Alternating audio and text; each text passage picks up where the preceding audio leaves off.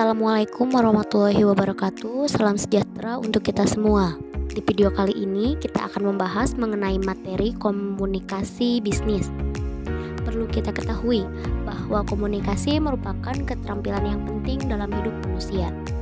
Unsur yang paling penting bukan sekedar apa yang kita tulis atau yang kita katakan, akan tetapi karakter kita dalam menyampaikan informasi kepada orang lain.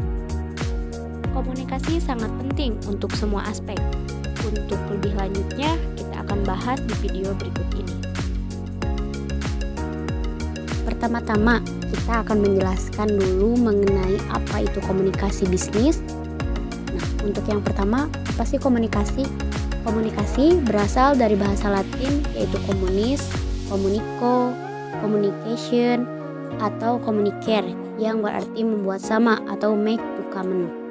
Secara sederhananya, komunikasi dapat terjadi apabila ada kesamaan antara penyampai pesan dan orang yang menerima pesan.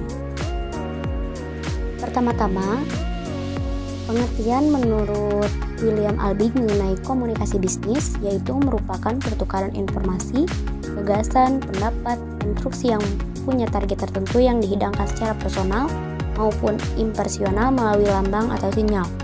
Secara sederhananya, komunikasi bisnis adalah penyampaian ide atau gagasan di antara kedua pihak untuk mencapai target bersama.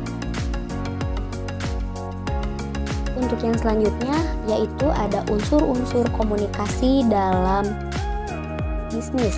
Yang pertama, ada komunikator. Apa sih komunikator? Komunikator adalah orang atau seseorang atau pihak lain yang akan bekerja sama dengan kita untuk mencapai sebuah kerjasama. Yang kedua, unsur yang kedua ada pesan. Pesan ini merupakan sesuatu informasi yang penting yang disampaikan kepada pihak lain. Yang ketiga, ada media.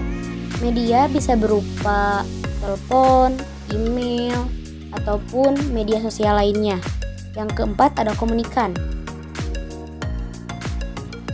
Oke, untuk yang selanjutnya yaitu mengenai tujuan komunikasi terbagi menjadi 4 bagian. Yang pertama yaitu memberikan informasi atau informing, di mana tujuan utamanya adalah memberikan informasi yang berkaitan bisnis kepada pihak lain dengan contoh dalam perekrutan pegawai, yang dimana bisa dilakukan melalui pemasangan iklan di media sosial.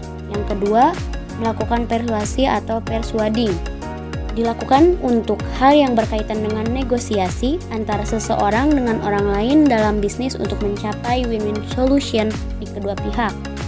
Yang ketiga, melakukan kolaborasi. Adanya kerjasama ini tujuannya untuk mempererat kerjasama dalam dunia bisnis. Dan yang terakhir yaitu melakukan integrasi atau integratif dengan audiens. 3 teknik utama dalam komunikasi bisnis. Yang pertama yaitu teknik komunikasi verbal yang dimana digunakan untuk mendiskusikan gagasan atau ide secara face to face atau tatap muka, atau melalui telepon dengan mengolah nada suara, seperti contohnya rapat, telepon resmi, ataupun meeting proyek. Yang kedua ada teknik komunikasi nonverbal, di mana menurut laporan psikolog 90% disampaikan dalam bentuk nonverbal, di mana 55% dalam bahasa tubuh, 38% dalam nada bicara, dan 7% kata yang disampaikan. Kesimpulannya, bahasa tubuh berperan penting dalam komunikasi ini. Teknik yang ketiga yaitu komunikasi tertulis, di mana di sini email merupakan contoh komunikasi tertulis yang sudah tidak asing lagi. Selain sifatnya yang formal dan mudah ditemukan. Adapun hal yang perlu diperhatikan dalam komunikasi ini diantaranya yaitu audiens, formalitas, serta tingkat formalitas dan gaya. Jenis-jenis komunikasi bisnis.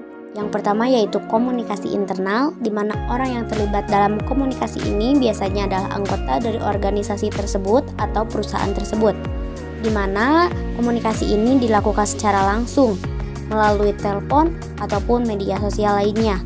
Contohnya komunikasi antar karyawan.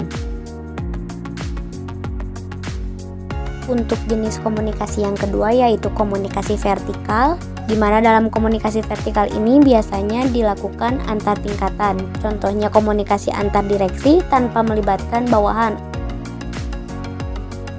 Jenis komunikasi yang ketiga adalah komunikasi dari atasan pada bawahan, di mana komunikasi ini termasuk komunikasi internal yang dilakukan oleh seorang pemimpin kepada karyawannya.